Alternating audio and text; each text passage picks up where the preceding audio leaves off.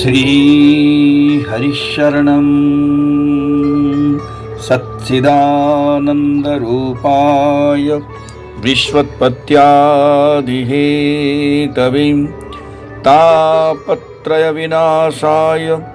श्रीकृष्णाय वयं नुमः।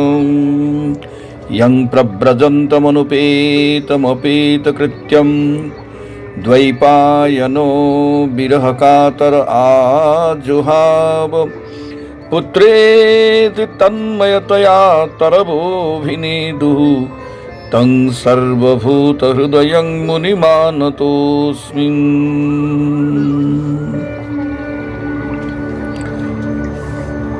परमहंस चूड़ामणि सुखदेव गोस्वामी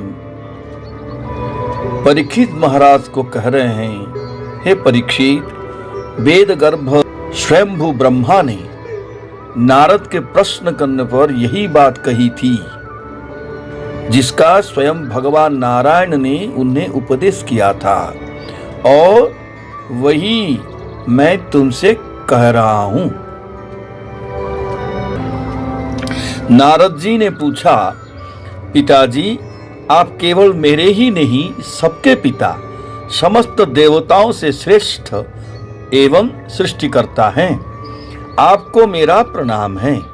आप मुझे वह ज्ञान दीजिए जिससे आत्म तत्व का साक्षात्कार हो जाता है। पिताजी, इस संसार का क्या लक्षण है? इसका आधार क्या है? इसका निर्माण किसने किया है? इसका प्रलय किसमें होता है? यह किसके अधीन है? और वास्तव में यह है क्या वस्तु? आप इसका तत्व बतलाइए। आप तो यह सब कुछ जानते हैं, क्योंकि जो कुछ हुआ है वो हो रहा है या होगा, उसके स्वामी आप ही हैं। यह सारा संसार हथेली पर रखे हुए आंवले के समान आपकी ज्ञान दृष्टि के अंतर्गत ही है। पिताजी, आपको यह ज्ञान कहां से मिला? आप किसके आधार पर ठहरे हुए हैं? आपका स्वामी कौन है और आपका स्वरूप क्या है? आप अकेले ही अपनी माया से पंचभूतों के द्वारा प्राणियों की सृष्टि कर लेते हैं। कितना अद्भुत है! जैसे मकड़ी अनायास ही अपने मुंह से जाला निकालकर उसमें खेलने लगती है, वैसे ही आप अपनी शक्ति के आश्रय से जीवों को अपने में ही उत्पन्न करते हैं, और फिर भी आप में कोई विकार नहीं होता। जगत में नाम रूप और गुणों से जो कुछ जाना जाता है, उसमें मैं ऐसी कोई सत असत उत्तम मध्यम या अधम वस्तु नहीं देखता जो आपके सिवा और किसी से उत्पन्न हुई हो। इस प्रकार सबके ईश्वर होकर भी आपने एकाग्र चित्त से घोर तपस्या की। इस बात से मुझे मोह के साथ साथ बहुत बड़ी शंका भी हो रही है कि आपसे बड़े भी कोई है क्या? पिताजी, आप सर्वज्ञ और सर्वेश्वर हैं। जो कुछ मैं पूछ रहा हूं वह सब आप कृपा करके मुझे इस प्रकार समझाइए कि जिससे मैं आपके उपदेश को ठीक ठीक समझ सकूं। ब्रह्मा जी ने कहा, बेटा नारद, तुमने जीवों के प्रति करुणा के भाव से भरकर यह बहुत ही सुंदर प्रश्न किया है, क्योंकि इससे भगवान के गुणों का वर्णन करने की प्रेरणा मुझे प्राप्त हुई है। तुमने मेरे विषय में जो कुछ कहा है, तुम्हारा वह कथन भी असत्य नहीं है, क्योंकि जब तक मुझसे परे का तत्व जो स्वयं भगवान ही है जान नहीं लिया जाता, तब तक मेरा ऐसा ही प्रभाव प्रतीत होता है। जैसे सूर्य, अग्नि, चंद्रमा, ग्रह, नक्षत्र और तारे उन्हीं के प्रकाश से प्रकाशित होकर जगत में प्रकाश फैलाते हैं, वैसे ही मैं भी उन्हीं स्वयं प्रकाश भगवान के चिन्मय प्रकाश से प्रकाशित होकर संसार को प्रकाशित कर रहा हूं। उन भगवान वासुदेव की मैं वंदना करता हूं और ध्यान भी जिनकी दुर्जय माया से मोहित होकर लोग मुझे जगत गुरु कहते हैं। यह माया तो उनकी आंखों के सामने ठहरती ही नहीं, झेप कर दूर से ही भाग जाती है। परंतु संसार के अज्ञानी जन उसी से मोहित होकर यह मैं हूं, यह मेरा है, इस प्रकार बकते रहते हैं। भगवत स्वरूप नारद द्रव्य, कर्म, काल, स्वभाव और जीव वास्तव में भगवान से भिन्न दूसरी कोई भी वस्तु नहीं है। वेद नारायण के परायण हैं, देवता भी नारायण के ही अंगों में कल्पित हुए हैं। समस्त यज्ञ भी नारायण की प्रसन्नता के लिए ही हैं और उनसे जिन लोगों की प्राप्ति होती है वे भी नारायण में ही कल्पित हैं। सब प्रकार के योग भी नारायण की प्राप्ति के हेतु हैं। सारी तपस्याएं नारायण की ओर ही ले जाने वाले हैं। ज्ञान के द्वारा भी नारायण ही जाने जाते हैं। समस्त साध्य और साधनों का पर्यवसान भगवान नारायण में ही है।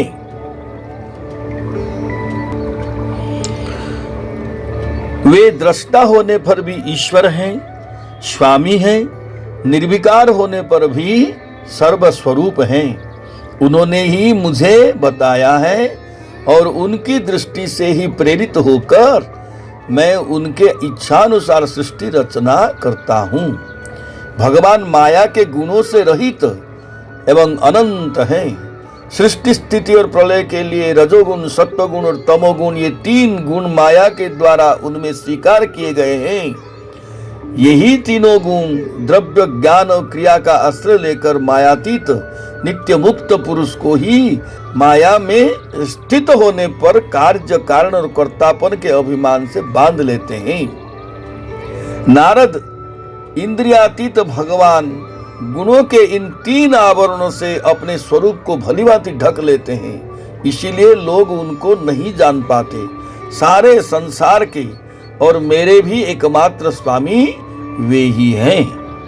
मायापति भगवान ने एक से बहुत होने की इच्छा होने पर अपनी माया से अपने स्वरूप में स्वयं प्राप्त काल, कर्म और स्वभाव को स्वीकार कर लिया।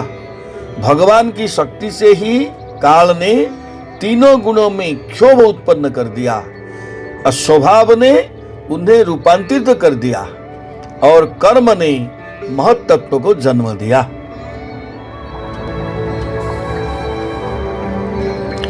भगवान की शक्ति से ही काल ने तीनों गुणों में क्षोभ उत्पन्न कर दिया और स्वभाव ने उन्हें रूपांतरित कर दिया और कर्म ने महत् तत्व को जन्म दिया।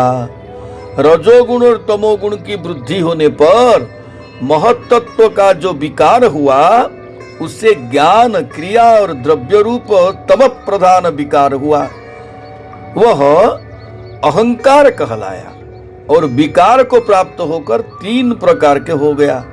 उसके भेद हैं वैकारिक, तेजस और तामस। नारद जी वे क्रमशः ज्ञान शक्ति, क्रिया शक्ति और द्रव्य शक्ति प्रधान हैं। जब पंच महाभूतों के कारण रूप तामस अहंकार में विकार हुआ तब उससे आकाश की उत्पत्ति हुई। आकाश की तन्मात्रा और गुण शब्द हैं। इस शब्द के द्वारा ही दृष्टा और दृश्य का बोध होता है। जब आकाश में विकार हुआ तब उससे वायु की उत्पत्ति हुई। उसका गुण स्पर्श है। अपने कारण का गुण आ जाने से वह शब्द वाला भी है। इंद्रियों में स्फूर्ति, शरीर में जीवन शक्ति, ओज और बल इसी के रूप हैं। काल, कर्म और स्वभाव से वायु में भी विकार हुआ, उससे तेज की उत्पत्ति हुई। इसका प्रधान गुण रूप है। साथ ही इसके कारण आकाश और वायु के गुण शब्द एवं स्पर्श भी इसमें हैं। तेज की विकार से जल की उत्पत्ति हुई। इसका गुण है रस। कारण तत्वों के गुण शब्द स्पर्श और रूप भी इसमें है।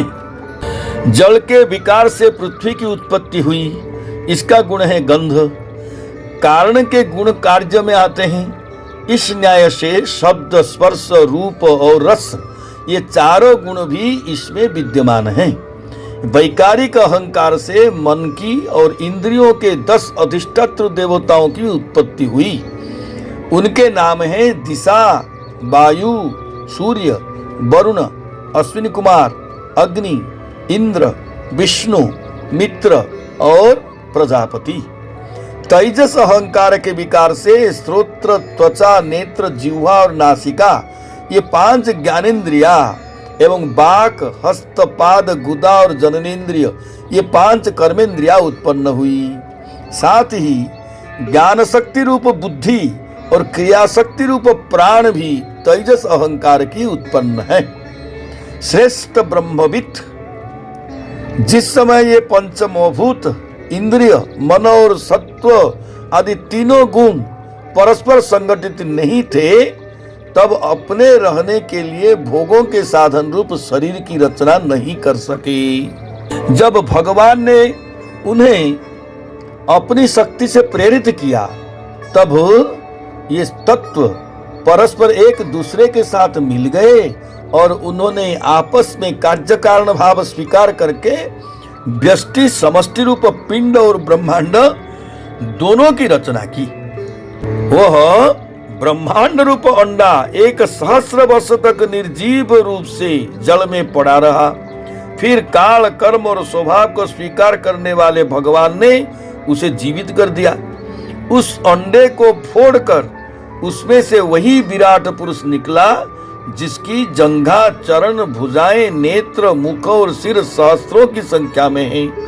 विद्वान पुरुष उपासना के लिए उसी के अंगों में समस्त लोक और उनमें रहने वाली वस्तुओं की कल्पना करते हैं। उसकी कमर से नीचे की अंगों में 7 पाताल की और उसके पेंडू से ऊपर के अंगों में 7 स्वर्ग की कल्पना की जाती है। ब्राह्मण इस विराट पुरुष का मुख है, भुजाएं क्षत्रिय हैं, जांघों से वैश्य और पैरों से शूद्र उत्पन्न हुए हैं। पैरों से लेकर कटी पर्यंत 7 पाताल तथा भूलोक की कल्पना की गई है। नाभि में भूवर लोक की और हृदय में स्वर्लोक की और परमात्मा के वक्षस्थल में महल लोक की कल्पना की गई है।